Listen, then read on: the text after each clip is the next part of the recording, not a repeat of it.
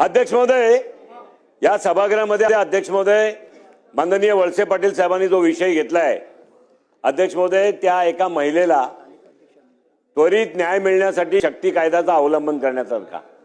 अध्यक्ष महोदय आपण रुलिंग द्या. माझी विनंती आहे, आपण आसनवर बसून माझ्या या पत्रावर सरकारला रुलिंग द्या. अध्यक्ष, एक 5 वर्षाची अध्यक्ष महोदय मुलगी, 5 वर्षाची, त्या 5 वर्षाच्या मुलीला अध्यक्ष महोदय एक 18 वर्षाचा खालचा मुलगा हा त्याच्यावरती अत्याचार करतो. अध्यक्ष महोदय, अत्याचार झाल्यावर अध्यक्ष महोदय संध्याकाळी 6:30 वाजता महानगरपालिकेच्या कांदिवलीतल्या शताब्दी रुग्णालयामध्ये ब्लिडिंग चालू असताना त्या 5 वर्षाच्या मुलीला घेऊन जायला येते. अध्यक्ष महोदय 6:30 ते 7:30, 8:30, 9:30 3 तासापर्यंत त्या मुलीवर कुठलाही प्रकारचा उपचार करण्यात अध्यक्ष महोदय आला नाही. अध्यक्ष महोदय 9:30 वाजता कुपर हॉस्पिटलमध्ये नेण्यासाठी सगळा प्रोटोकॉल म्हणजे पेपर प्रोटोकॉल महापालिकेचा, मेडिकल लीगल केस आहे ना अध्यक्ष महोदय, डॉक्टर अडकायला नाही पाहिजे, मुलीचा जीव गेला तरी चालेल, डॉक्टरना काय अडचण नाही झाली पाहिजे. मेडिकल लीगल केसच्या नावावर 3 तास पेपर वर्क सुरू राहिले.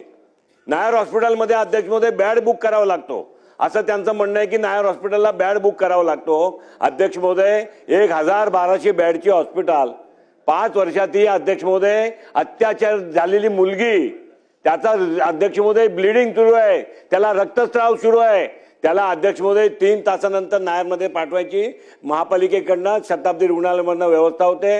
अध्यक्ष महोदय सिस्टम सुधारायची गरज आहे. अत्याचार झालाय, कायद्याने कारवाई होईल.